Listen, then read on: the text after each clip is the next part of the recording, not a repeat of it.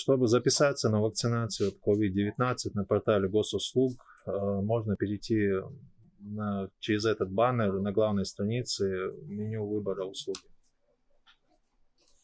Здесь выбираем запись на вакцинацию. В карточке услуги заполняем все необходимые данные.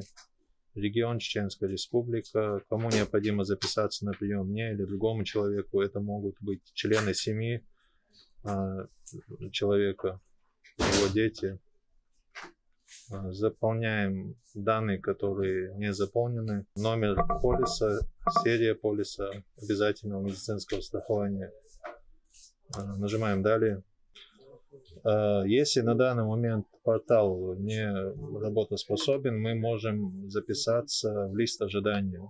И с нами свяжется сотрудник медицинского учреждения для уточнения даты удобной посещения процедуры вакцинации. Можно записаться в лист ожидания.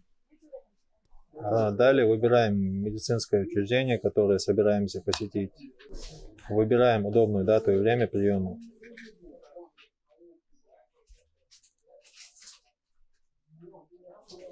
Здесь в меню выбора даты и записи подтверждаем наш выбор. Так как я уже ранее был записан, сейчас вам показываю, что невозможно сохранить время записи. Но если человек впервые записывается, то процедура пройдет успешно. Все, в принципе, да.